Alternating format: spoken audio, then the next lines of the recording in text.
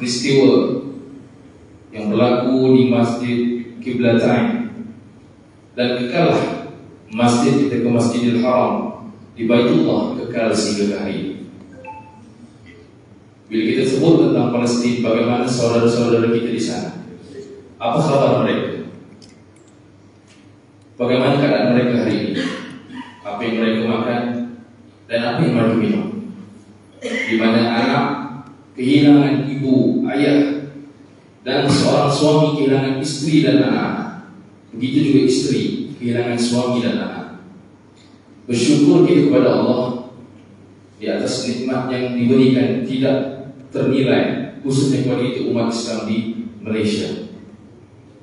Dan insya Allah surah Al-Ikhlas juga akan menjadikan tabung untuk sumbangan kepada saudara kita di Palestin. Mudah-mudahan amal jariah kita yang sedikit ini dipandang oleh Allah Subhanahu wa Ta'ala. Tajuk kita pada hari ini adalah menjadi pembaharu, tokoh pembaharuan.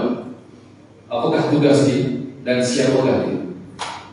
2023 tahun ini adalah 99 tahun selepas kejatuhan Kerajaan Utsmaniyah yang telah lalu pada tahun 1924, dan kita akan bertemu dengan 2024, bermakna genap 100 tahun. Apa yang akan berlaku? Adakah seperti yang disebutkan setiap 100 tahun maka akan akhir menjadi ini? Dan apakah tugasnya? Adakah ia membawa kebaikan atau mudarat kepada kita? Dan insya Allah kita bersyukur pada hari ini bintang ilmuwan yang hadir ke terhadap surah Al-Ikhlas kita hari ini. Kalau tidak silap saya, ustaz kita dah datang 3 kali dah, insya Allah. Bersama kita hari ini Ustaz Ilyas, insya Allah akan bahaskan topik kita. Sama-sama kita hayati tajuk kita pada hari ini. Mudah-mudahan menjadi pedoman untuk kita bergerak pada hari esok dan menjadikan esok sebagai panduan yang cerah pada umat Islam yang hari ini. Saya serahkan kepada Ustaz. Tafadhal lil masykur.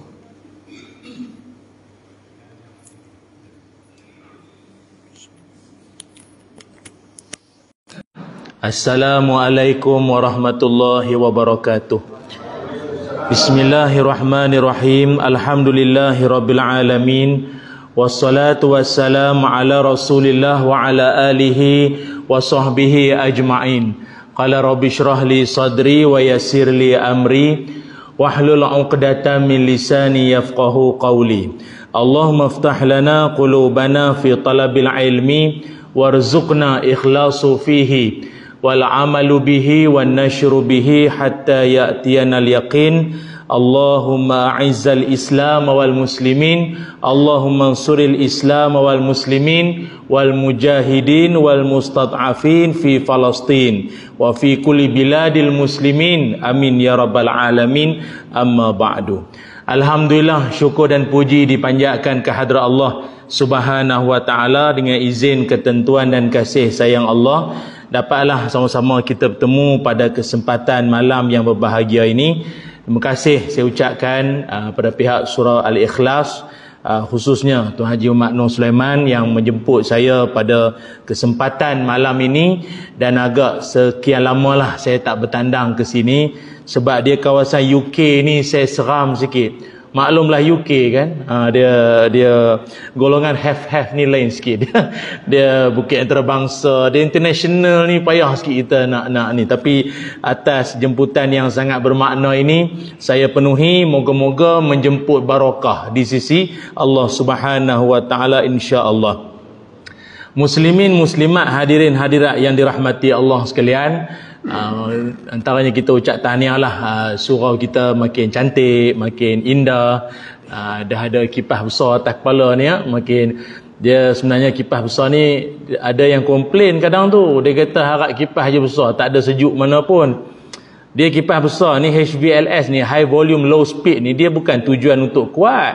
Dia angin-angin, dia angin pantai lah, mana boleh kuat. Sebab kalau dia kuat sangat terbang ke semua tak boleh. Jadi dia sedang-sedang, ada tawaduk, dia punya kipas. Sejuk dingin sudahlah kan. Dan kita ucap tahniah dan kita doakan buat para penyumbang-penyumbang, para pewakaf-pewakaf akan dikurniakan ganjaran yang tak terhitung hinggalah ke syurga nanti. Amin ya rabbal alamin. Muslimin muslimat yang dirahmati Allah sekalian. Tajuk yang diberikan pada saya untuk kita bincangkan malam ini iaitu Mujaddid 2024. Seperti kita semua sedia maklum, kalau tak salah perkiraan saya, hari ini masuklah hari yang ke-37 yang mana kita mengikuti perkembangan berita sedih menyayat hati saudara-saudara se-Islam kita di Palestin sana, yang mana apa yang berlaku itu tak perlulah saya nak ulas lagi kerana tuan-tuan lebih arif lagi. Setiap minit, setiap jam apa yang berlaku di hospital Syifa, apa berlaku, macam-macam lagi lah. Maka malam ini izinkanlah saya untuk membawa petunjuk dari Nabi Muhammad sallallahu alaihi wasallam. Kerana ketika ini banyak mulut-mulut yang mula bertanya, bersoal akan bilakah bantuan Allah akan tiba? Bila Tuhan nak tolong ni? Bila Allah nak menurunkan malaikat-malaikatnya seperti Allah membantu tentera Nabi ketika dalam perang Badar dan perang-perang yang lain. Oi, dekat sangat ni. Oh, tu kan nak live sampai ke hidung kan. Dekat sangat, risau juga ada lampu banyak. Nur ala nur namanya. Jadi lupa mana tadi. Palestin tadi ya. Jadi dalam suasana yang sangat hibah ini, izinkanlah saya untuk nak memujuk hati-hati kita, sanubari kita yang penuh rasa derita walaupun dari kejauhan, berat mata memandang, berat lagi bahu memikul. Kita nak tumpang rasa, nak pujuk hati agar setiap berita yang kita terima ini sungguh pun sedih, pilu dengan anak kecilnya, orang-orang yang orang awam tak bersalahnya, kehilangan ibu dan ayah dalam keadaan yang sangat memilukan. Ada tak petunjuk dari sunnah yang memberikan kita sedikit sebanyak, bukanlah rasa lega, tetapi sekurang-kurangnya terpujuklah hati kita ini? Jawabnya ada. Iaitu Nabi Muhammad sallallahu alaihi wasallam, Nabi pernah bersabda akan sikit sebanyak situasi yang berlaku pada hari ini, iaitu berkaitan tentang tanda-tanda kiamat. Rasulullah sallallahu alaihi wasallam pernah bersabda, kata Nabi, la taqumu sa'atu hatta yakthural al-harju. Nabi kata takkan berlakunya kiamat sehinggalah berlakunya ataupun banyaknya berlaku al-harju. Apakah makna al-harju? Ha-ra-jim. Harju itu apa? Sahabat bertanya. Jawab Nabi, al-harju itu adalah al-qatlu. Hadis riwayat Imam Muslim. Apa makna al-qatlu? Al-qatlu, pembunuhan demi pembunuhan demi pembunuhan. Dia bukan lagi bersifat sekali sekala, berapa tahun sekali baru berlaku. Ia berlaku secara hari demi hari. Ataupun data yang dikeluarkan baru-baru ini, setiap 10 minit nyawa anak-anak Palestin kurang lebih dah 2-3 berapa orang meninggal tu. Jadi dia bukan lagi hari-hari lagi dah. Setiap jam, setiap minit nyawa akan hilang. Kerana bukannya COVID, virus, kuman atau apa-apa, tapi kerana dibunuh. Ini Nabi sebut sallallahu alaihi wasallam. Dan ada di kalangan sahabat-sahabat Nabi pun bertanya. Sebab mungkin pada ketika itu dalam jagaan Nabi, suasana ini tak dapat dibayang. Waktu tu pemerintah, pemimpin tak buat kerja ke apa sampai kena bunuh belaka ni. Jadi sahabat bertanya, ya Rasulullah, manusia-manusia yang saling berbunuh-bunuh tak mengira hari dah ni. Orang rehat, orang tidur tengah malam pun dibom, diletupkan ni. Dia orang ni tak fikir ke apa? Itu. Kalau tuan-tuan ikuti sirah Ibnu Hisham, orang Arab ataupun orang dulu, walaupun berperang, dia ada SOP. Dia perang dia siang. Arab ni perang, dia perang siang, malam dia tak kacau.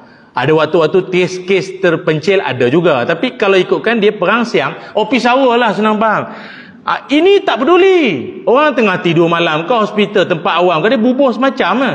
Jadi sahabat bertanya, ya Rasul, dia orang ni tak boleh fikir ke apa ni? Kan? Maka kata Nabi SAW, innahu latanza'u uqulu ahlu zalika zamanun wa yakhlafu lahu haba'um minan nas. Kata Nabi SAW, puak-puak manusia ketika itu otak mereka seperti dicabut. Otak mereka seolah dicabut, dan pada waktu itu mereka lah manusia yang paling tak guna kalau hidup pun. Hidup menyusah ke orang panggil ya.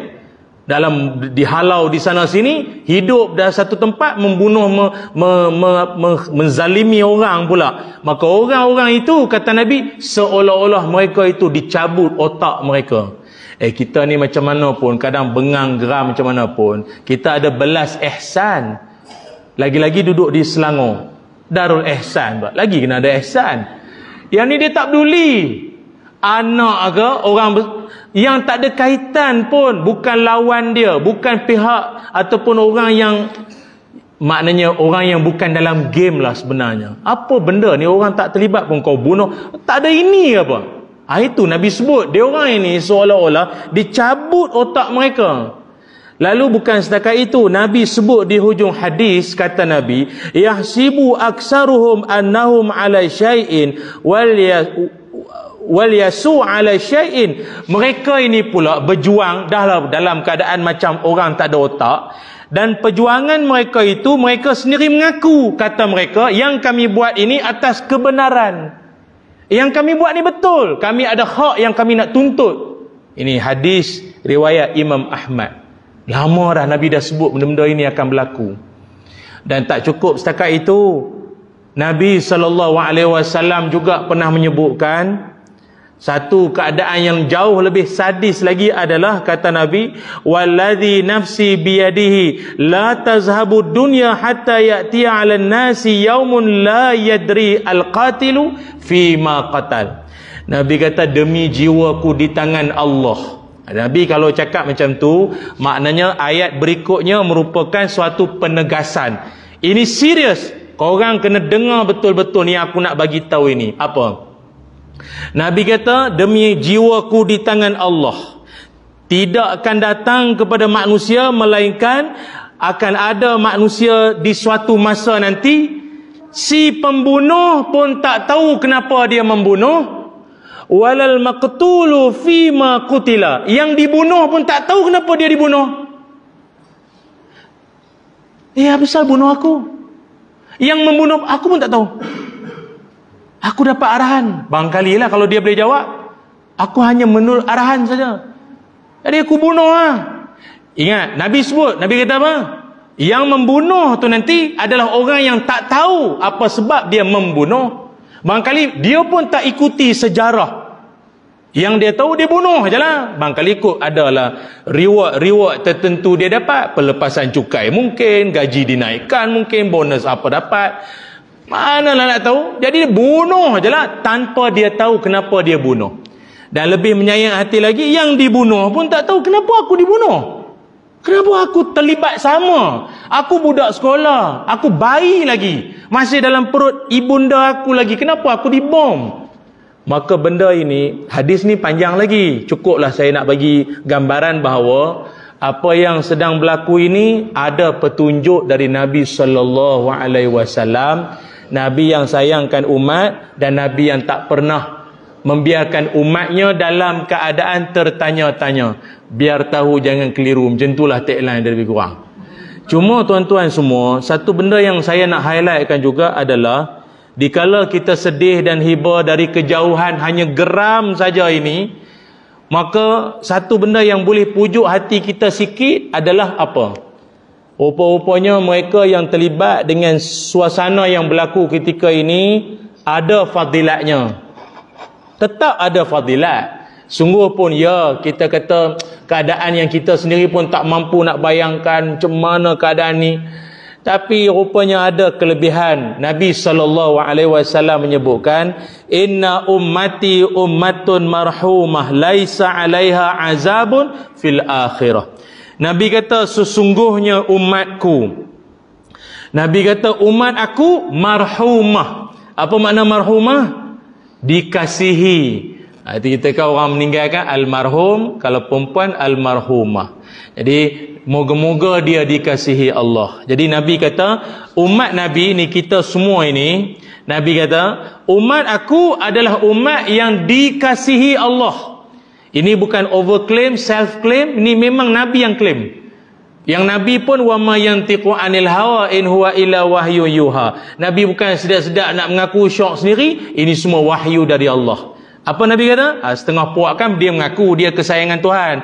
Mengaku kesayangan Tuhan. Ini memang Nabi sebut. Kita adalah umat yang dikasihi Allah. Dan Nabi minta pada Allah, moga-moga umatku nanti tidak diazab di akhirat. Tapi kalau kes-kes berat sangat, nanti itu cerita lain lah. Dia kena jugalah. Walau di hujung tak syirikkan Allah bagai-bagai apa, hujung dapatlah masuk syurga. Tetapi majoriti Nabi minta agar terlepas dari azab akhirat. Cuma azabuha fid dunya.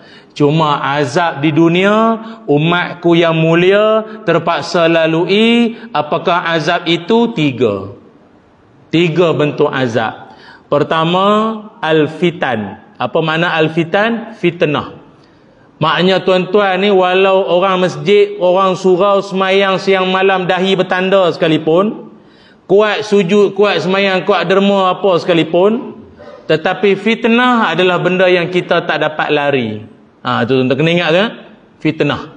Sama ada difitnah ataupun menjadi mangsa fitnah, itu tak dapat lari. Itu azab dunia yang Nabi bahasakan. Yang kedua adalah wazalazil. Apa makna zalazil? Gempa bumi. Maknanya umat aku akhirat nanti aku minta pada Allah azab akhirat dijauhkan, tapi azab dunia dia tak dapat lari. Pertama fitnah. Kalau dia terlepas fitnah sekalipun, dia akan kena juga gempa bumi, gegaran, dia tak dapat lari. Dan yang ketiga, wal qatlu, dibunuh. Itu kemuliaan. Dia bukan kata ini satu penghinaan, tanda Tuhan tak pandang kita, adakah Tuhan tak memberi ihsannya kepada orang Palestin? Tidak. Ini satu kemuliaan. Cuma ini yang disebut dalam hadis riwayat Imam Abu Daud ini memberikan kita satu gambaran bahawa orang Islam ini hidupnya berjuang, meninggalnya mulia. Kok mana sekalipun pasti dia akan ada kebaikannya yang tersendiri. Cuma dalam suasana sekarang ini, maka muncullah cakap-cakap di kalangan kita, siapakah yang akan muncul menjadi savior, penyelamat ini semua keadaan yang sangat membimbangkan ini. Maka timbullah macam-macam cakap, termasuklah orang banyak mengingatkan kembali akan hadis, akan munculnya mujaddid, pembaharu, reformis, yang akan, walaupun kalimah ini popular sekitar tahun 1998 dulu, tapi ianya sebenarnya bersifat malar segar. Dia sentiasa, bagi kita orang Islam dah lama istilah ini, kan, kita pun sikit sebanyak Yang Mahmud Perdana Menteri kita ni pun banyak agak bahasa-bahasa kita dapat belajar baru semua ni kan, istilah ataupun kalimah yang sebenarnya Melayu dah lama pakai, kita baru dengar. Elok kita belajar sesuatu. Reformis ataupun mujaddid ini Nabi Muhammad sallallahu alaihi wasallam telah lama sebut. Dalam satu hadis Nabi sallallahu alaihi wasallam bersabda, kata Nabi, innallaha yab'asu li hazihil ummah.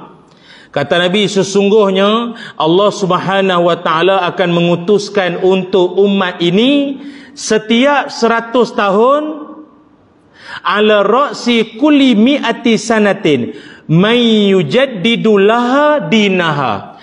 Kata Nabi, Allah akan mengutuskan setiap 100 tahun. 100 tahun tu pada permulaan 100 ke pada penghujung 100? Ke tengah-tengah 100? 50 tu ke? Ini kita bincang, jangan ke mana-mana kan? Jadi Nabi sebut di setiap 100 tahun Allah Subhanahu wa taala akan mengutuskan seorang mujaddid yang akan memperbaharui agama ini daripada segala bentuk penyimpangan. Itu sadaqa Rasulullah sallallahu alaihi wasallam. Jadi bila sebut mujaddid atau reformis ataupun seorang yang akan membawa atau dia itu sendiri pembaharu atau yang akan membawa pembaharuan dalam agama ini, itu apakah ciri-cirinya?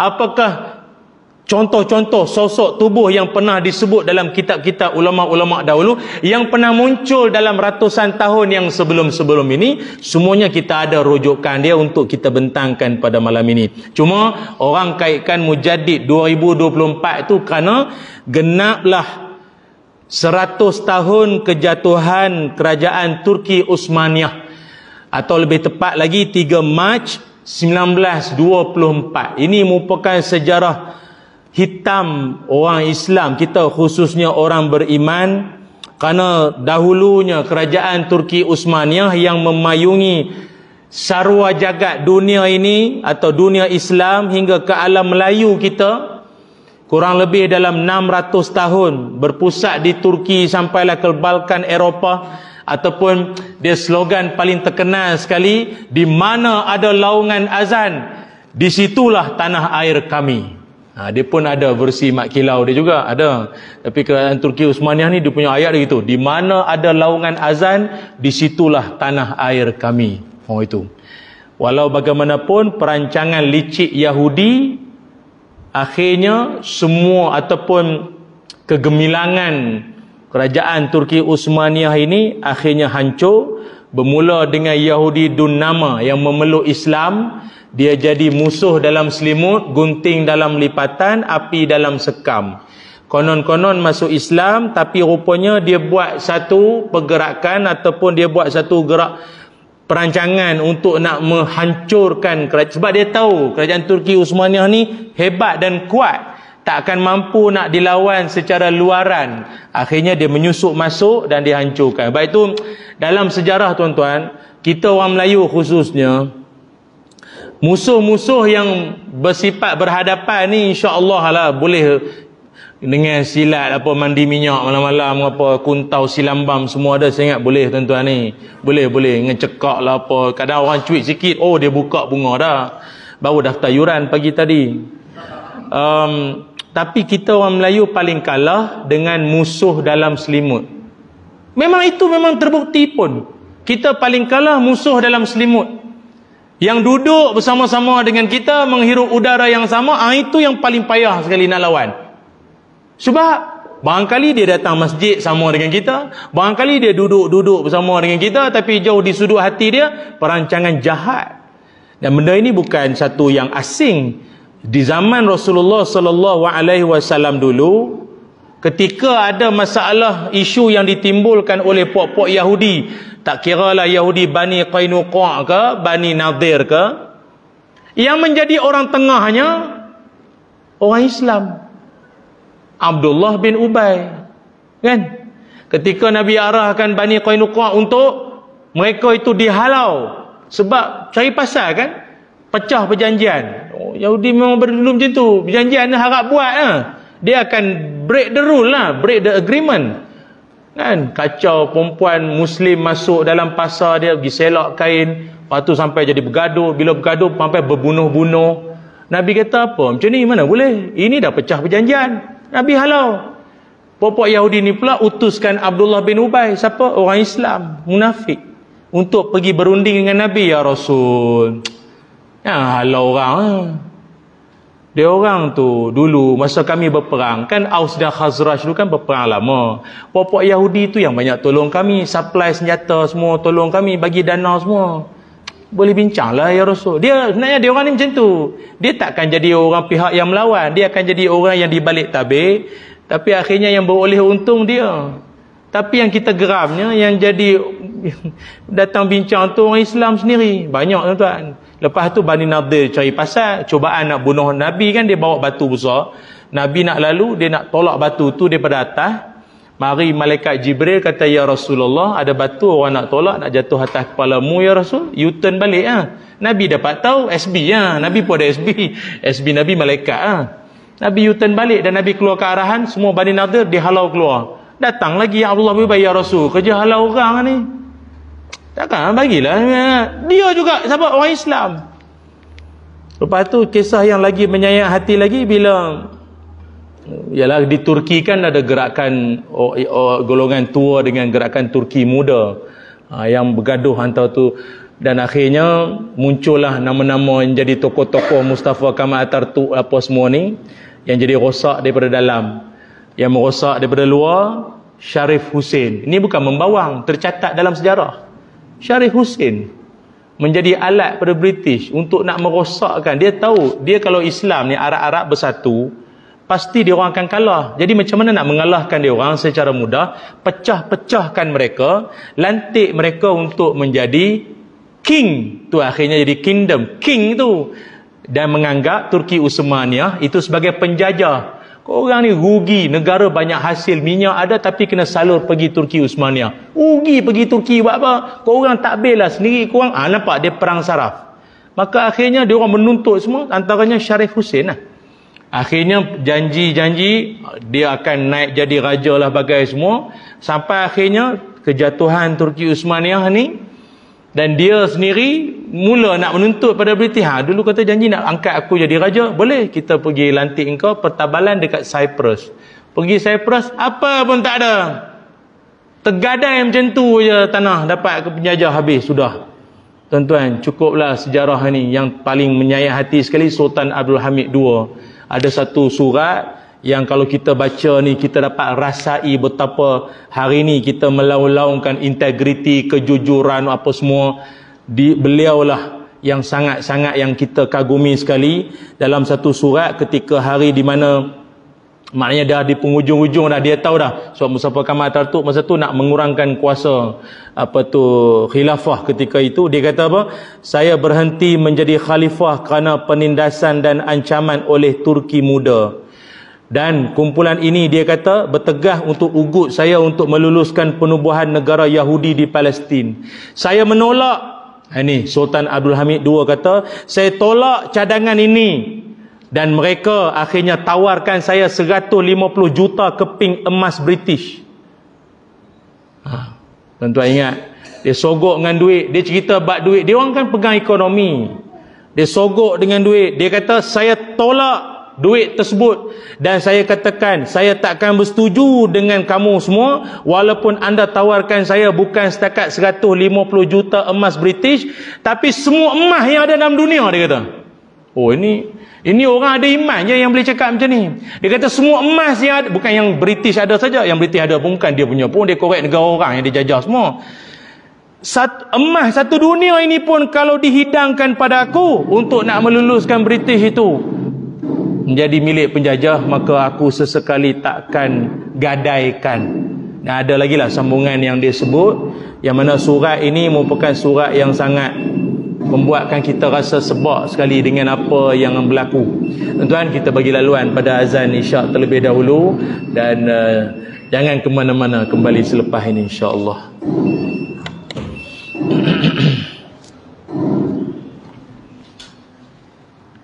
Allahu Akbar, Allahu Akbar, Allah.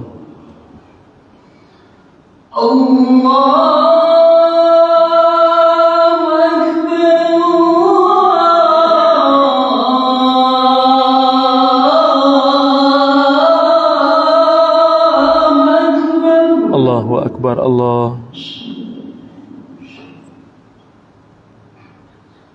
Asyhadu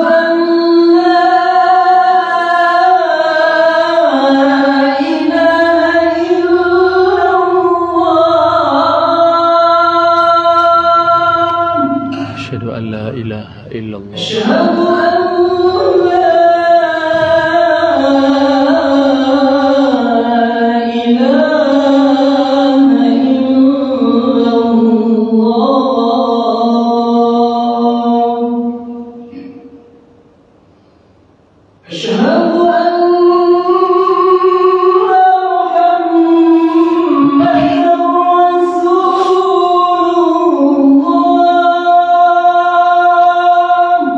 أشهد أن محمد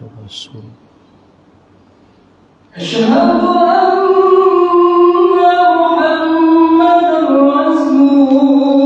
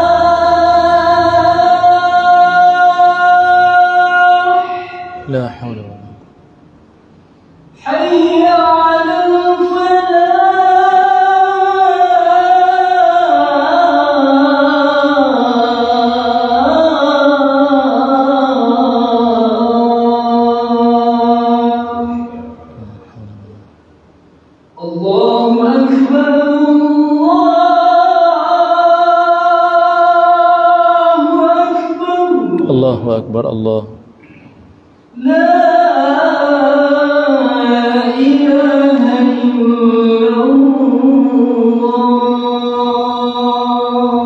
La ilaha illallah. Allahumma rabb hazihi da'wati tammah wassalatil qa'imah ati sayyidina Muhammad wassalatu wal fadilah والشرف والدرجات العالية رفيع بعص مقام محمود الذي وعدته إنك لا تخلف الميعاد.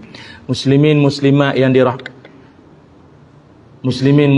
yang dirahmati Allah sekalian, kembali kita menyambung tajuk kita malam ini, siapakah Mujaddid 2024, dan saya mohon izinlah pihak surau untuk saya menyambung sikit lagi bicara saya pada malam ini insya-Allah.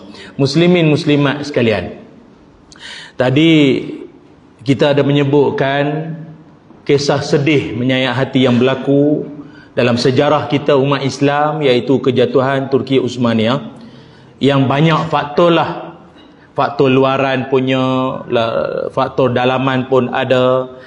Tetapi ayat hujung dalam surat tersebut, kata Sultan Abdul Hamid II, saya berdoa kepada Allah, saya takkan menerima untuk menubuhkan negara baru di bumi Palestin di atas negara Uthmaniyah dan masyarakat Islam. Itulah dia. Namun Allah Subhanahu wa taala sebaik-baik perancang, apa yang berlaku pada ketika ini adalah satu yang banyak iktibar untuk kita umat di generasi pada hari ini untuk kita renungkan bersama.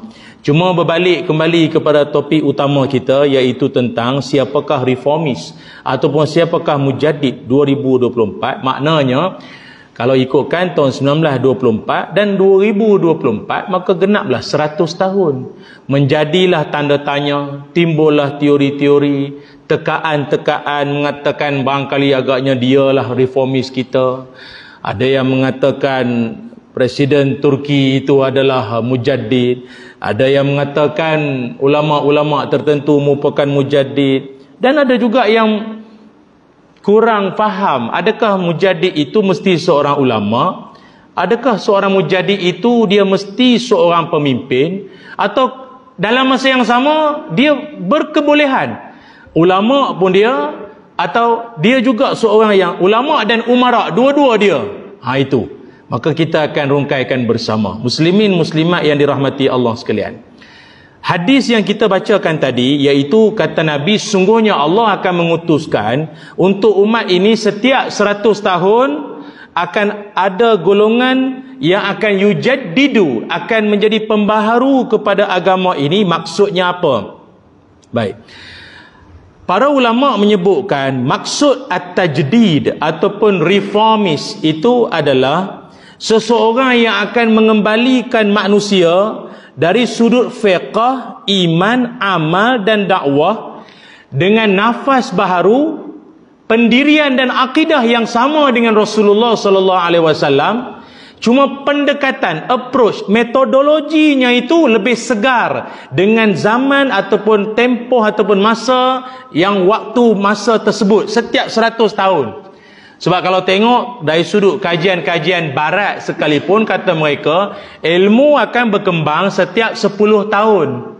Setiap 10 tahun akan ada ilmu, perkembangan ilmu itu dia akan makin lama makin advance lah. Sebab itu kalau tengok di universiti pun ada setengah kos-kos yang dah tak ada lagi dah. Sebab dia seiring zaman. Maka Islam yang bersifat dinamik ataupun senantiasa memberikan yang terbaik pada umatnya ini pun tidak ketinggalan. Kata para ulama juga, lafaz man, tadi ada orang tanya, dia kata kalau kata Mujaddid ni dia mesti orang Arab ke, dia orang Melayu, orang Jawa ke, orang mana? Ataupun adakah dia bersifat dia seorang saja Mujaddid, ataupun dia mewakili kumpulan dia, ataupun Mujaddid itu bersifat kumpulan. Kalau kita lihat huraian para ulama ini memang sedap. Antaranya kata Imam Ibnu Hajar Al-Asqalani rahimahullah, kata Imam Ibnu Hajar, tidak semestinya setiap 100 tahun itu akan muncul seorang sahaja reformis. Dalam tempoh 100 tahun itu, kata Imam Ibnu Hajar, berkemungkinan lebih dari seorang maupun dua orang tokoh reformis akan muncul. Dan tidak dibatasi Melayu, Arab atau bangsa apa sekalipun. Itu. Kata Imam Ibnu Katsir rahimahullah, hadis yang kita bacakan tadi, dia merangkumi orang yang kata mujaddid ini, dia punya ciri-ciri dia, termasuklah dia melaksanakan fardu kifayah, dan dia juga orang yang melaksanakan amanah-amanah ilmu yang saban hari ditinggalkan. Itu. Kata Imam Az-Zahabi juga, lafaz man, tadi kan dalam hadis tu kita ada baca yang Nabi SAW menyebutkan apa? Innallaha yab'asu li hadzal ummah ala ra'si kulli mi'ati sanatin man tu maknanya sesiapa. Jadi sesiapa itu merujuk pada siapa? Iaitu kumpulan. Kata Imam Az-Zahabi, mujaddid itu dia akan datang secara kumpulan. Wallahu a'lam. Dalam bentuk NGO, dalam bentuk parti, dalam bentuk apa jualah nama-nama kumpulan. Yang penting mesejnya adalah mereka itu merupakan mujaddid. Ingat tu. Jadi kita berlepas dirilah terhadap perbincangan yang terlalu banyak. Macam kami dulu belajar agama, belajar sekolah agama sampai ke universiti pun, ini yang kami pening. Pasal semua pendapat ulama tu kami kena hafal. Jadi sampai ada kawan ni sembang-sembang orang kampung lah, sampai ada kawan kata, "Nampalah ulama ni seorang cukup lah cakap, kami menghafal pendek sikit. Ini sampai 10, 11, 12 orang pendapat semua kami kena hafal." Pensyarah bagi soalan senang. Contohlah kan, setiap 100 tahun akan muncul mujaddid, sila bahaskan. Soalan ringkas tapi nak jawab 5 muka surat kadang tu. Ini bukan meluah perasaan, mengimbau kenangan. Takkan nak throwback, tak boleh kan. Dia macam ni tuan-tuan ya. Mari kita tengok pula. Tadi kita lihat dari umum. Perbahasan para ulama tak terhenti setakat situ. Nabi sebut akan diutuskan setiap 100 tahun mujaddid. Okey, selesai. Kepada umat. Umat mana? Umat mana? Of course lah umat Nabi Muhammad SAW. Umat mana lagi dah? Nabi terakhir pun Nabi kita. Umat yang macam mana? Kata ulama, 2 jenis umat. Pertama, dipanggil ummatul dakwah. Yang kedua, ummatul ijabah. Apa maksudnya? Apa makna ummatul dakwah? Ummatul dakwah ni adalah golongan manusia yang belum menerima dakwah itu secara sempurna. Mungkin yang duduk di pedalaman kampung-kampung yang tak dapat siaran luar ke apa dah. Dia orang pun tak tahu, ada Nabi rupanya, kami akan hidup semua pokok. Contoh. Dan pendapat kedua, dan kita pun tak nafilah, nenek moyang kita dulu pun sebelum disuluh dengan hidayah Islam, kita dahulu pun pelbagai bentuk ritual lah. Ada yang dalam bacaan saya ni, dulu agama sebelum Islam disebut apa? Tantrayana Shakta, yang banyak dianut oleh raja-raja Nusantara dulu. Dia dulu ada 5 kewajipan. Ni nenek moyang dulu-dulu punya cerita. Dia panggil apa? Dia ada 5 kewajipan. Madya, Mudra, Mamsa, Maituna, Matsya. Madya ni mabuk, duduk dalam bulatan dan bermabuk-mabuk. Sebab itu kita sampai anak cucu hari ni pun tak ada apa-apa, mesti akan duduk bulatan. Tak tahu kenapa, memang automatik akan duduk membulat. Arab jarang jadi macam tu. Dia akan automatik duduk bulat elok. Malam Jumaat letak ayat Yasin tengah-tengah ni kan. Dia duduk membulat. Tak tahu kenapa. Dia automatik, nenek moyang dulu pun duduk membulat semua kan. Tapi dulu tak baca Yasin lah. Dulu bermabuk-mabuk, Madya. Ada yang tanya, Ustaz habis Profesor Madya ada kaitan kot? Tak tahu. Wallahualam lah. Ini saya baca ni fakta. Nak bincang boleh. Yang kedua dia panggil Mudra. Mudra ni berjoget sampai pingsan. Joget sampai pingsan. Lepas tu jangan pelik anak cucu duk joget lambak lagi ada. Yang ketiga dia sebut Matsya. Matsya ni ikan, adalah penjelasan dia. Yang keempat Mamsa. Mamsa makan. Nenek moyang dulu dia ada ritual dia ada mak itu kita pun kalau apa-apa dia makan tu mesti ada. Ceramah lah, biarlah tajuk kiamat, tajuk nak hancur apa pun, makan mesti ada. Cubalah tak ada makan, dia punya bercakap 7 keturunan. Surau mana? Surau yang ceramah panjang tak ada makan tu. Oh, itu dia cop surau. Dan yang kelima, maituna, hubungan laki-laki perempuan tak mengira laki bini siapa, hantam sama saja. Ini dulu punya cerita. Lalu akhirnya datanglah para ulama-ulama Wali Songo, Sunan Bonang lah apa datang untuk membawa mesej Islam, dakwah kepada Nusantara kita lah. Itu dan banyak lagi. Jadi itu dipanggil ummatud dakwah. Kata ulama yang kedua, mujaddid itu dia akan datang bawa perubahan akan datang bawa pembaharuan itu pada siapa? Ummatul ijabah. Apa makna ummatul ijabah? Ni kita semua yang sedia Islam, tapi dia punya Islam itu dia tak maintain lah. Dia subuh dia bertakwa, zuhur dia mengarut sikit. Dia petang dia merapu sikit, malam dia insaf balik. Dia macam tu lah. Kan, pagi-pagi dia program agama, tengah hari dia merapu, malam dia insaf balik lah. Sebab mana tahu kot dia tidur dan terus tidur dan ditidurkan. Jadi dia insaf je di situ. Jadi kita ni, jadi para ulama antaranya Allahumma salli ala Muhammad, Imam Ibn Hajar merumuskan, kata beliau, aku lebih berpendapat bahawa mujaddid itu akan datang kepada golongan ummatul ijabah kita ni. Maknanya yang sudah memahami Islam tu apa tanggungjawab. Cuma hidup mereka pada ketika itu dalam keadaan yang kelang kabut lah, hara. Bukan tak ada agamawan pendakwah, kejap-kejap merapu sekejap jadi apa jadi ni. Tapi sebenarnya tuan-tuan, kadang ada juga orang cakap, ustaz, perancangan program agama banyak sekarang, ustaz-ustaz makin banyak dengan pelbagai penampilan yang menyanyi, yang berpantun, yang bersyair. Orang merapu banyak juga, yang rasuah ada juga. Apa what the story dia tu. Gini bang, kita nak cerita abang pula. Dia begini ceritanya. Dalam Al-Quran, Allah Subhanahu wa taala menyebutkan, kata Allah Ta'ala, sebacalah sebahagian ayat, Allah Ta'ala sebut, وَلَا يَكُونُوا كَالَّذِينَ أُوتُوا الْكِتَابَ مِنْ قَبْلُ فَطَالَ عَلَيْهِمُ الْأَمَدُ فَقَسَتْ قُلُوبُهُمْ.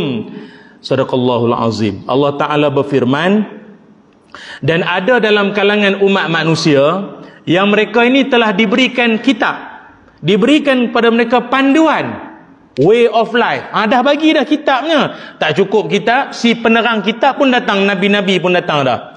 Namun fatala alaihimul amad, setelah lama mereka tak dengar ingatan Al-Quran, kitab semua, tak dengar ceramah, tak dengar nasihat, hadis-hadis sudah lama tak dibacakan, tak diperingatkan, majlis agama ataupun majlis-majlis zikir-zikir sudah tak dianjurkan lagi.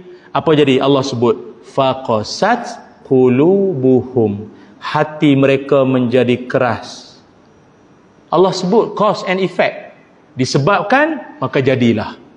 Disebabkan kalian ni ditinggalkan tanpa pedoman, ataupun kalian yang meninggalkan, tak nak datang majlis ilmu ke apa sekalipun, akhirnya Allah sebut kalian jadi. Yang sebut ni yang mencipta kita. Seorang pereka cipta kereta, dia akan tahu weaknesses, kelemahan kereta tu, dia tahu punya. Maka Allah tahu kelemahan manusia ni apa. Dia tak boleh jauh dari kitab dia, tak boleh jauh dari Quran, tak boleh jauh dari hadis, tak boleh jauh daripada ilmu. Nanti jadi apa? Hati mereka menjadi keras. Surah Al-Hadid ayat 16. Apa makna hati menjadi keras? Panjang dibahaskan Imam Al-Ghazali. Salah satunya, dia tak suka dan dia mula membenci kepada ahli ilmu. Apa jua yang berunsur ilmu, dia akan anggap merimaskan, membosankan dan menyusahkan. Haram, semua haram. Dosa, neraka. Bila nak maju? Dia macam tu. Ceramah. Boring. Dia macam tu. Maka kita berdoa lah pada Allah agar kita ni jadilah di kalangan para pencinta-pencinta ilmu dan para ilmuwan-ilmuwan. Saya cak ayam ni ulama-ulama lain lah. Kan? Cuma kita tengok sikit ya, kita jenguk sikit apa ulasan Imam Ibn Hajar Al-Asqalani rahimahullah dalam menghurai ataupun dalam memberikan pandangan beliau, siapakah mujaddid di sepanjang ratusan tahun sebelum ini. Jadi daripada situ Bukanlah kata nak agak, tapi sekurang-kurangnya kita dapatlah satu indikator lah, dapat kayu pengukur. Oh, macam tu dia punya potongan seorang mujaddid. Pasal saya ingat kalau tak bagi ciri-ciri ni kan takut sendiri rasa pula. Jadid ni aku ni jadid aku ni kan. Jumpa kawan di kedai kopi, siap bang, siap alhamdulillah. Engkau kan? Alhamdulillah. Aku sebenarnya mujadid ni. Aku malas nak cakap kan aku riak pula. Kan kau kena cium tangan aku ni, kau cium tangan cium tangan sampai siku.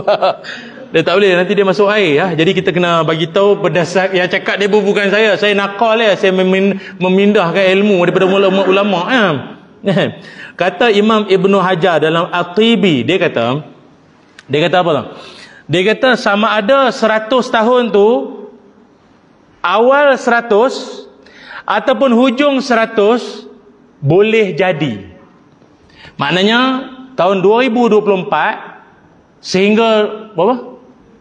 100 tahun selepas 2024 apa? Jam. Apa? 2100. Macam tu lah, senang kan. La ilaha illallah. Aduh, saya sebab ambil matematik tambahan, jadi saya matematik ni saya tak berapa ni sangat. Mula orang akan bincang, jadi dia akan muncul betul-betul. Lagi-lagi pula dia tengok sejarah dah 3 Mac 2020. Kita tunggu nanti tengok. Dah tak ada kerja ke apa. Lepas tu tunggu. Tak payah. Dia awal 100 ke? Nak genap sikit lagi, nak genap 100 ke? Itu kata para ulama, benda itu tidak menjadi perbahasan. Dia akan muncul di antara itu. Sebab dalam hadis pun tidak spesifik. Itu. Jadi kata Imam Ibnu Hajar dalam At-Tibi, kata beliau dengan menyatakan mujaddid terawal sekali yang pertama ialah Sayyiduna Umar Abdul Aziz rahimahullah radhiyallahu an. Ini Umar Abdul Aziz yang juga atau mendapat julukan sebagai Khulafaur Rasyidin yang kelima. Walaupun sebelumnya pun ada lagi khalifah-khalifah yang lain, tetapi corak pemerintahan, pembaharuan yang dia buat, usaha-usahanya itu sangat mirip dengan ciri seorang mujaddid. Dan dia punya perjuangan hidup dia, akhir hayatnya pun dalam keadaan yang sangat menyayat hati, walaupun tempoh pemerintahan pentadbirannya tak lama, tetapi dia punya kesan daripada pemerintah. Itu ciri-ciri lah mujaddid. Dia pembaharu, ingat, bukan bermakna dia membawa agama baru, tidak.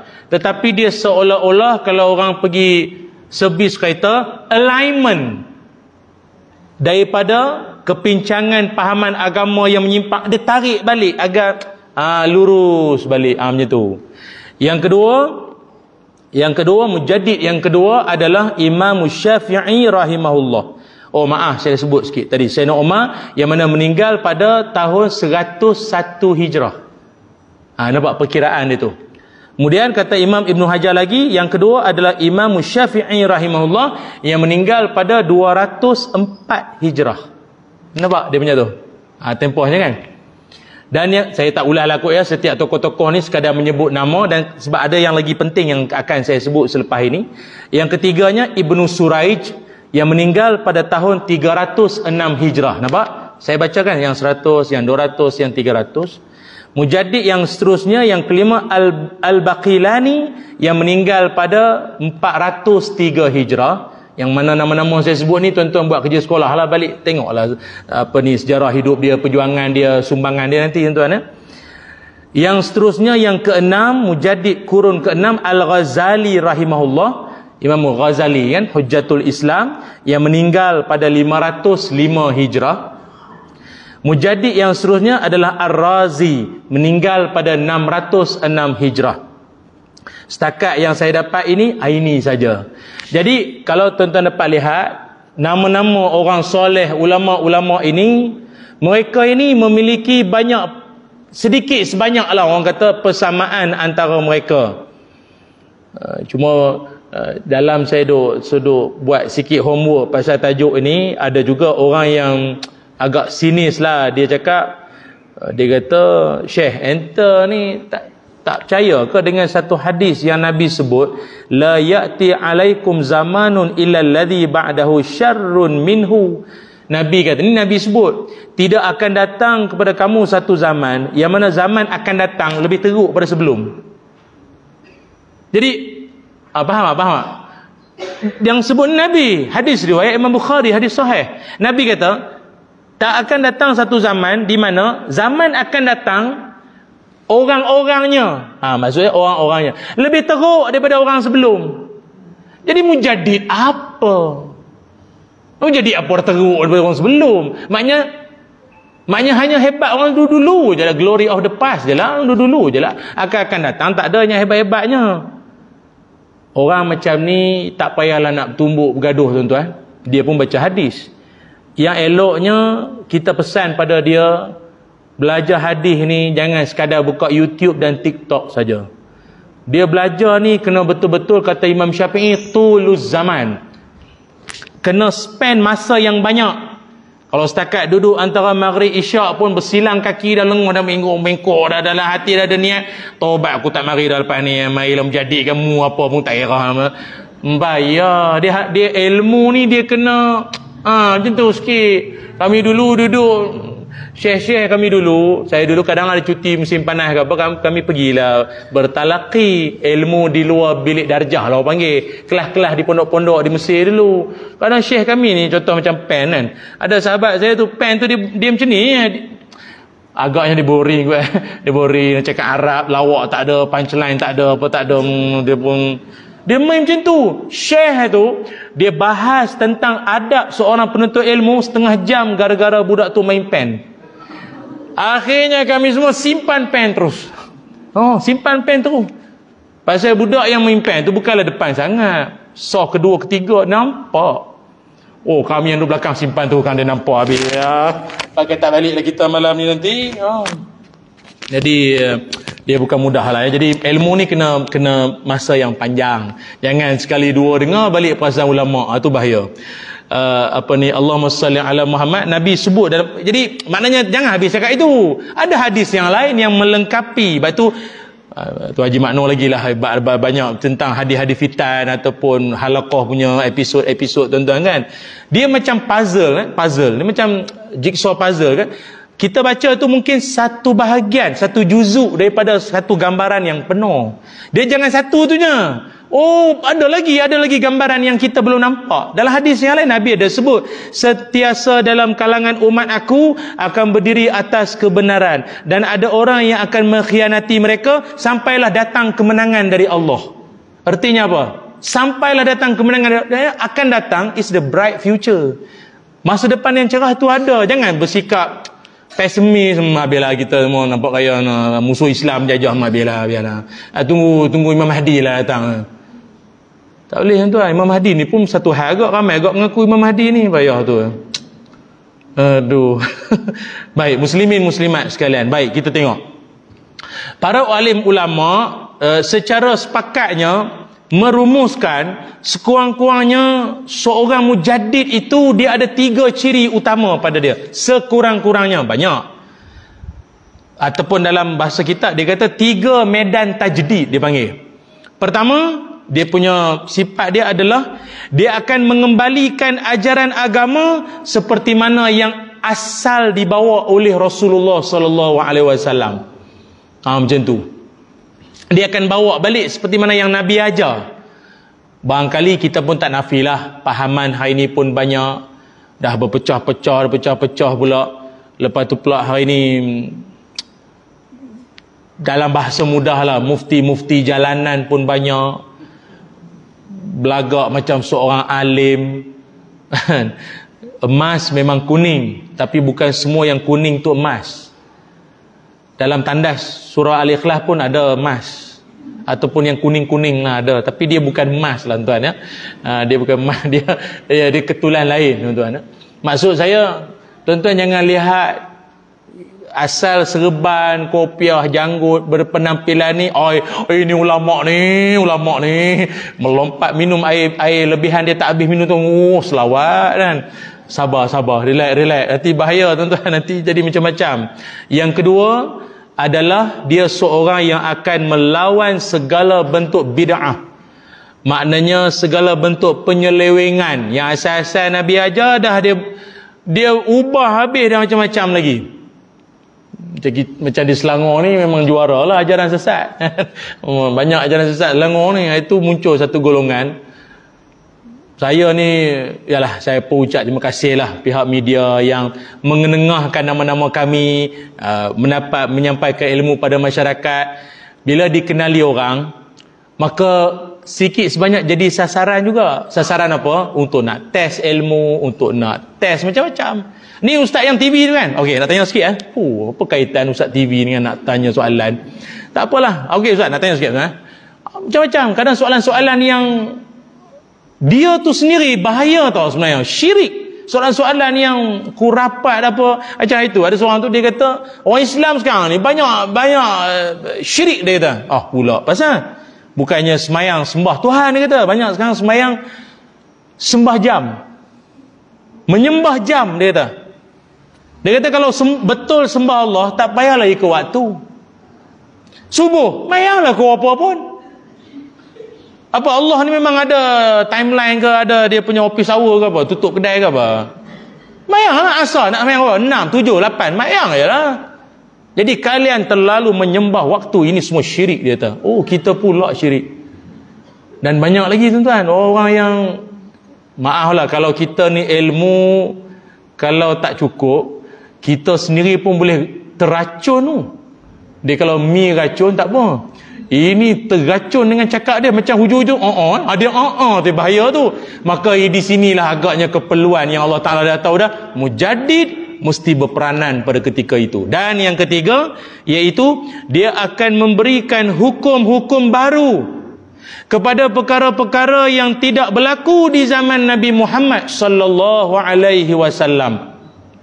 Maknanya hukum-hukum fiqh kontemporari. Apakah hukum membuat stiker dalam WhatsApp? Tentu ada WhatsApp kan? WhatsApp. Ada kan kita ada stiker terbaik cenggini. Kan? Pakai muka saya. Contoh kan? Saya buat macam ni. Sebenarnya saya buat gambar ni, ustaz ambil gambar sini ustaz, saya buat macam ni. Sebenarnya ayat saya atau niat saya la ilaha illallah. Tapi dia crop gambar saya, masuk dalam WhatsApp, takkan bini seorang je. Ini bukan mujaddid, ni mujahat. Mujahat. Jahat. Fitnah. Saya tak pernah cakap itu. Kalau lah WhatsApp tu sampai ke bini aku cari kau. Jadi apa hukum buat stiker macam tu? Benda tu ada zaman Nabi? Tak ada. Jadi mujaddid ini peranan dia adalah untuk memberikan fatwa berasaskan ilmu yang hak, ilmu yang benar lah.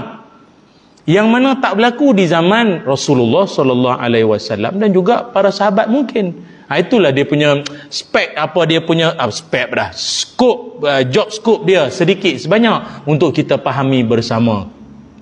Sebab itu kita pun berdoalah pada Allah Subhanahu Wa Taala agar kita ini tidak menjadi mangsa kepada puak-puak pembohong, puak-puak penipu yang ada di sekitar kita.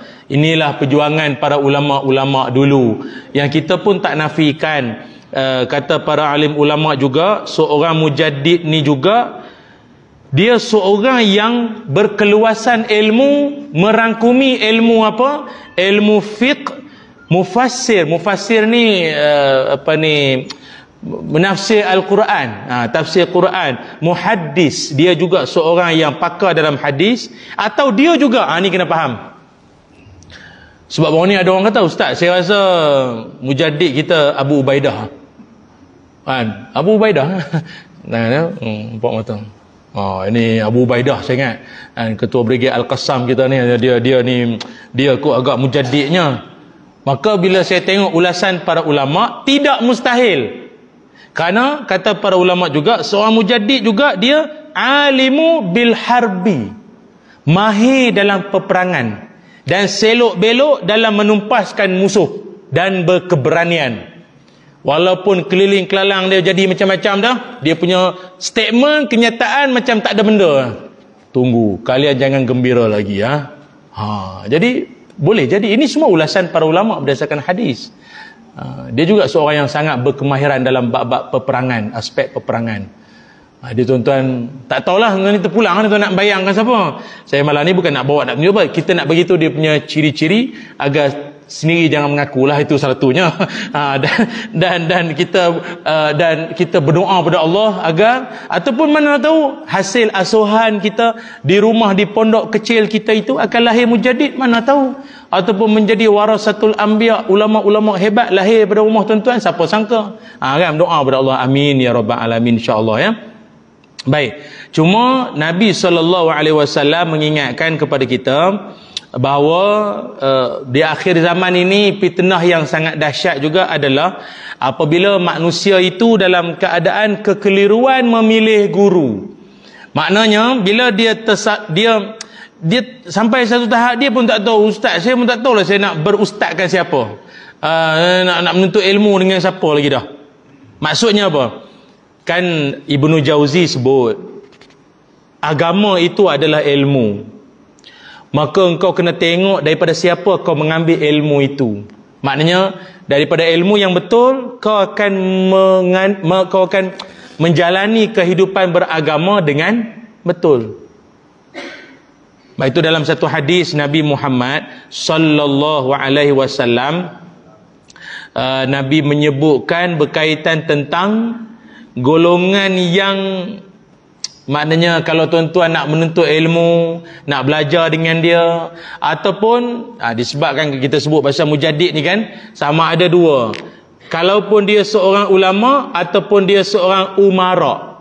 Ulama dia sebenarnya ulama dan umara ni asasnya sama, kedua-duanya pemimpin. Umara dia memimpin pentadbiran, ada SOP, ada peringkat, kan, pembantu ada apa dan rakyat semua. Ulama juga pemimpin. Dia memimpin ilmu agar masyarakat dapat satu kepahaman yang betul. Dia memimpin juga. Itu.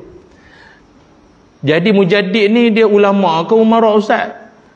Tak apalah tuan-tuan. Yang paling penting sekali kita kena tahu ciri-ciri yang betul seorang yang kita nak, kalaupun nak duduk belajar menuntut ilmu daripada dia dan sebagainya. Ini dia punya yang saya nak kongsikan ya, iaitu kata Nabi Muhammad sallallahu alaihi wasallam.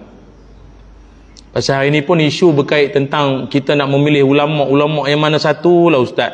Saya dengar ceramah dia bagus, tapi kat ujung tu dia maki orang lah ustaz. Dia maki orang, serbannya besar. Jadi saya pun, ini ke mujaddid? Contohlah kalau fikir sampai ke mujaddid tu, dia ke? Macam inilah tuan-tuan. Nabi pernah sebut, la tajlisu inda kulli alimin wa la tajlisu illa inda alimin yad'ukum min khamsin ila khamsin. Nabi kata engkau jangan duduk dalam satu majlis ilmu atau jangan berguru kecuali guru tersebut dia boleh membawa engkau daripada 5 perkara kepada 5 perkara. Maka dia guru yang betul. Bolehlah nak berguru dengan dia. Siapakah gerangannya? Kata Nabi SAW, engkau pilihlah guru yang dia boleh membawamu minasyakki ilal yakin, daripada syak kepada yakin. Dulu kita was-was, ragu-ragu hukum itu sama ada haram ke halal ke makruh ke apa. Tapi sejak dengar penerangan dia, clear, faham dah. Maka eloklah nak berguru dengan dia. Tapi asalnya faham, tapi sejak dengar penerangan dia balik jadi confused. Jadi boleh ke tak boleh? Dan kita pun tanya dia, jadi ustaz, jadi sebenarnya boleh ke? Terpulang. Jam. Terpulang pula dah. Macam ni payah. Yang kedua, wa minal kibri ila tawaddu. Ustaz yang tuan-tuan nak berguru dengan dia atau ustazah ke mana-mana asatizah, dia ni membawa tuan-tuan daripada takabur kepada tawaddu. Maksudnya tuan-tuan ni sikit-sikit kot ada act sikit kan, ada belagak sikit apa kan. Kalau sembang orang tu dia lain, tahu kot kita bahasa orang-orang belagak ni dia lain sikit bunyi kan. Dia asalnya orang kampung, cakap orang putih pun kita tahu dia bukan lepas pun. Tapi jak-jak ni sikit banyak so which is so dengan which is banyak sungguh. Yang lain tak orang putih pun. Tapi saya taklah cakap so dengan which is tu lambang belagak. Tak. Tapi kawan sendiri takkan tak kenal. Tapi sejak-sejak dia dengar ceramah ustaz tu, balik tawaduk sembang sikit-sikit, subhanallah, masya-Allah. Iya, la haula wala quwwata illa billahil azim. Subhana rabbil a'la wa bihamdih. Subhana rabbil azim wa bihamdih. Sampai ayat rukuk sujud baca habis. Sami Allahu liman hamidah. Tawaduk sungguh. Tapi kalau asal dia tawaduk, balik daripada kuliah, belagak. Jumpa di kawan kedai makan, kedai lampu warna-warni, kedai tom yam tu lah. Daripada mana? Dari syurga. Itu tanda-tanda tu. Maknanya ustaz tu something wrong. Apa benda lah ustaz ni ajar sampai apa satu surau belagak semua ni. Tak payahlah belajar dengan ustaz. Memang tak ada harapan jadi mujadid jadi ya, tak edit dah. Yang ketiga, wa minar riya ilal ikhlas. Daripada tuan-tuan ni ada sikit-sikit kerja nak menunjuk ke orang. Kalau tak menunjuk pun kira nak kabur ke orang. Akak muka nampak letih lebah mata, semalam tahajud 20 rakaat. Dulu macam tu. Tapi jak-jak dengan ceramah, dengan apa ni, dengan ustaz tu lah.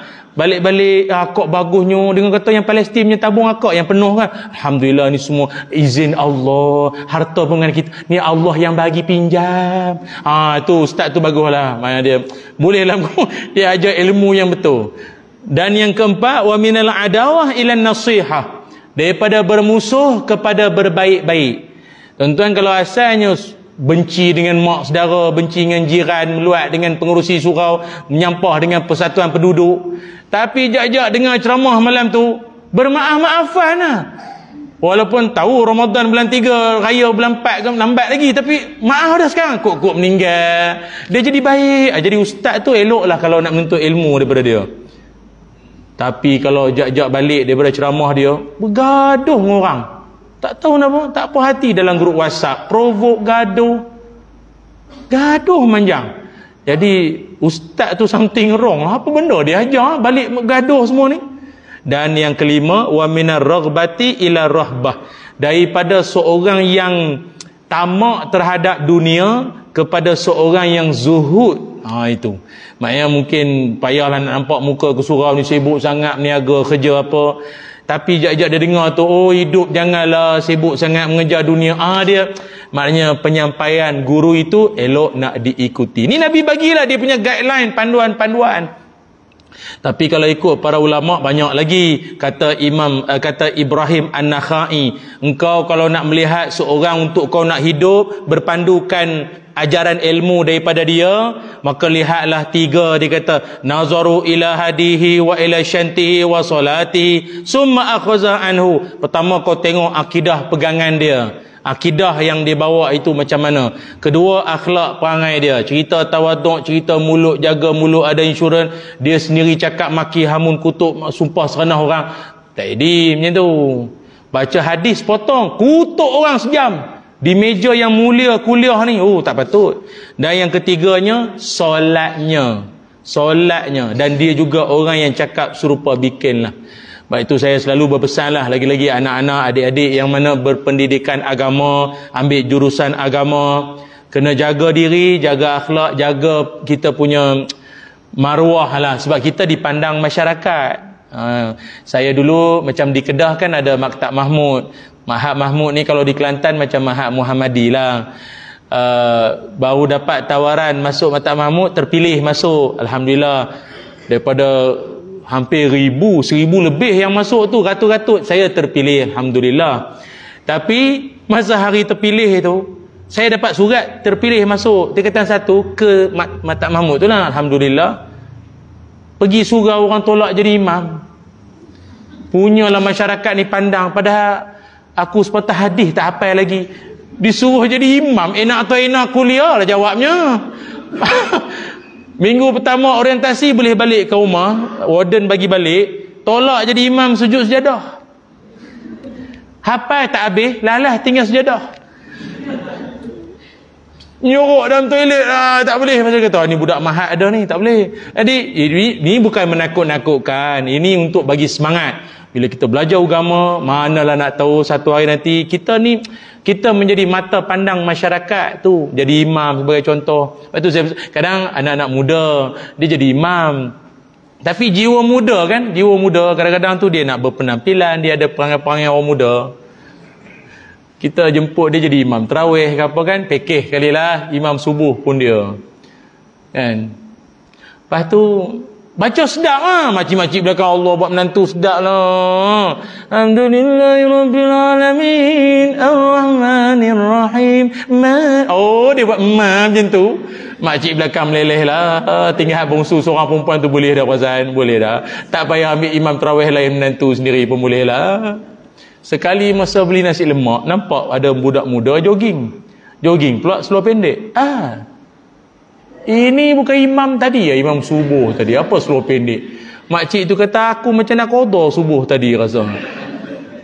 Faham? Lepas tu kadang anak-anak ni kadang dia masuk sekolah agama sebab paksaan mak bapak yang minat. Jadi dia tak minat kan. Ada minum air tebu, papas minum air tebu, berdiri pula tu dengan serban panjang. Adik oi, mana tahu kau terpilih jadi mujaddid. Jadi imej tu dia kena jagalah, dia punya muru'ah, izzah tu kena jaga. Kalau Imam Malik lagi lah berpesan, kalian kalau nak memilih orang yang nak ambil ilmu daripadanya, sekurang-kurangnya kalian ni kena jaga, tengoklah dia ni orang macam mana. Apa antaranya? Pertama dia kata safihul mu'linus safah. Jangan ambil ilmu daripada orang yang bodoh, yang terang-terang bodoh. Ni cakap ulama kan, mana nak selindung dah. Kau janganlah ambil ilmu daripada orang yang bodoh, yang memang obviously bodoh. Dia ada setengah orang kan, maaflah, kita semua masing-masing ada benda yang kita jahil, tapi kita ni reti lah tutup, janganlah nampak sangat. Dia dah lah bodoh, menzahirkan kebodohan pula. Saudara Islam di Palestin dibedir, dibom, dizalimi. Ada pula di ruangan komen, kenapalah duduk di Palestin tak keluar. Jadi orang macam ni tuan-tuan boleh ambil ilmu pada dia dan menjadi sebahagian daripada follower dia. Harap berfikir semula lah tuan. Sebab ni Imam Malik pesan. Yang kedua kata Imam Malik, wasahibu hawa yad'u ilai. Dan janganlah engkau berguru dengan orang-orang yang suka mengikut hawa nafsu. Nafsu bercakap, nafsu makan. Ni pun tak berapa nak elok juga. Guru apa macam tu, nafsu manjang, nafsu mata, nafsu melihat, nafsu makan. Segala yang ada iklan-iklan makan membujur lalu, melintang sapu, semua disapu. Lagi apa? Wa rajulun ma'rufun bil ahadisun nas wa in kana la yakzibu ala Rasulullah. Ni panjang sikit.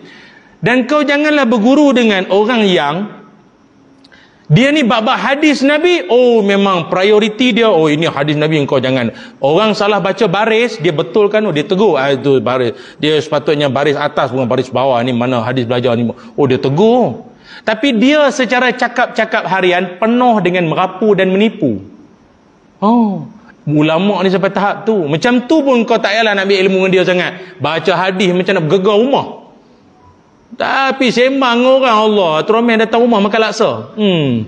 Tu kawan saya lah masa dia 3 dulu. Dia kata rumah aku, Tromen pernah datang makan laksa di rumah. Sekarang ni jadi cikgu dah. Warajulan, dan engkau janganlah ambil ilmu daripada warajulun fadlu wa salahu la ya'rifu ma yahdisu bihi. Ini lagi lah, engkau janganlah ambil ilmu daripada orang yang bercakap dengan dia pun tak faham apa benda dia cakap. Ustaz, yang Ustaz ceramah tadi tu sebenarnya saya pun tak tahu. Saya tengok satu YouTube, saya ikut cakap dia dan saya sampaikan balik. Banyak ustaz dengan burung kakak tu sama je ikut lah. Assalamualaikum, sama je lah, tape recorder ke. Jangan macam tu. Apa ulama macam tu? Jadi sedikit sebanyak saya ambil daripada hadis, daripada Ibrahim An-Nakhai, daripada Imam Malik punya pesanan, cukup cukuplah, maknanya kalau buah tu ranumlah untuk tuan-tuan faham siapakah sosok tubuh, ataupun apakah sedikit sebanyak potongan seorang mujaddid, sama ada kalau dia seorang ulama ataupun dia umara, untuk kita nak sedikit sebanyaklah, bukanlah kita nak meneka-neka, tapi sedikit sebanyak gambaran tu kita dah ada siapakah mujaddid 2024 yang sebagaimana disebut dalam hadis Nabi sallallahu alaihi wasallam, setiap 100 tahun itu yang pastinya dia akan membawa umat manusia ke arah jalan kebenaran, yang juga kita pun senantiasa berdoa kepada Allah, Allahumma arinal haqqa haqqan warzuqna tiba'ah wa arinal batila batilan warzuqna tinabah. Ya Allah, tunjukkanlah kami yang benar itu benar depan mata kami, dan kami follow, kami ikut kebenaran itu. Dan ya Allah, tunjukkan kami yang mana salah, yang batil, yang tak betul tu tunjuk terpampang depan kami, dan kami dihindarkan dari kebatilan itu ya Allah. Amin ya rabbal alamin. Moga-moga penjelasan itu dapatlah memberikan pencerahan pada kita bersama untuk malam ini. Cukuplah sekadar ini saya sembang-sembang kita, mudah-mudahan bermanfaat dan dapat memberikan kita sedikit sebanyak kefahaman yang insya-Allah Allah Subhanahu Wa Taala memberikan kita keselamatan anak cucu kita semua dalam jagaan Allah. Amin ya rabbal alamin. Bismillahirrahmanirrahim. Allahumma salli ala sayyidina Muhammad wa ala ali sayyidina Muhammad. Allahumma inna nas'aluka ilman nafi'a wa rizqan tayyiba wa amalan mutaqabbala. Allahumma a'izzal islam wal muslimin. Allahumma ansuril islam wal muslimin. Allahumma ansuril islam wal muslimin wa fi kulli biladil muslimin wa fi Palestin ya Allah, wa fi kulli makan wa fi kulli zaman ya Allah. Allahumma aghnina bil ilmi wa zayyinna bil hilmi wa akrimna bit taqwa wa jammilna bil afiyah. Wa sallallahu ala sayyidina Muhammad walhamdulillahi rabbil alamin. Aqulu qawli hadza wa astaghfirullah azli wa lakum. Terima kasih banyak tuan-tuan semua. Assalamualaikum warahmatullahi wabarakatuh.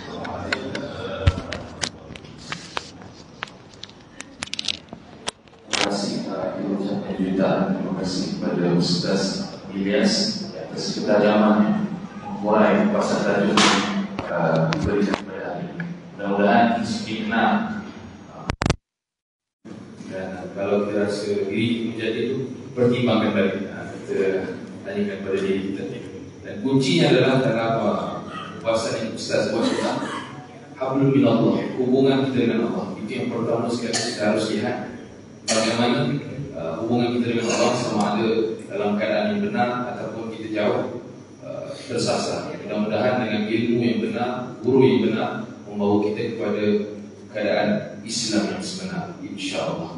Dan sebelum kita tutup majlis kita hari ini, saya dengan sukacita menjemput Tuan Nasri untuk ada sedikit pengumuman yang disampaikan, insya-Allah.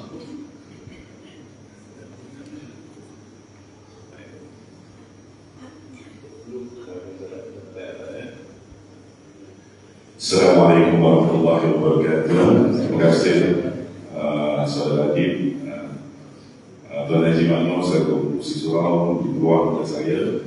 Terima kasih kepada Ustaz Ilyas, lama tak jumpa, hampir setahun juga, dan tuan-tuan dan puan-puan yang saya kasih setia. Satu pengumuman sebenarnya, insyaAllah tuan-tuan, pada 26 11 ini bertempat di Kuburan Islam UK Perdana akan ada satu program gotong royong bersihkan kubur. Kubur ini ataupun program ini adalah bersama Majlis Perbanan Jaya, Majlis Gabungan Persatuan Penduduk UK Perdana, Masjid UK Perdana, dan juga NGO yang berada di sekitar UK Perdana, dan juga surau-surau dan musola di sekitar UK Perdana. Surau Al-Ikhlas. Terima kasih tuan ini kerana boleh keluar, dan tuan yang berpapangan, saya kira daripada segi berwariskan ramai yang diberikan di Tanah Perintah Perdana, iaitu bermula pada 8 pagi hingga pukul 11 pagi. Dan insyaAllah kalau tidak ada alam hitam, program ini akan juga disertai oleh YB kita dan YB daripada Parlimen Ampang, YB daripada Pekatan Bangsa dan juga YB daripada Lembah Jaya. InsyaAllah kalau tidak ada harap tentang semua berada di bawah taubat. Terima kasih kepada YB.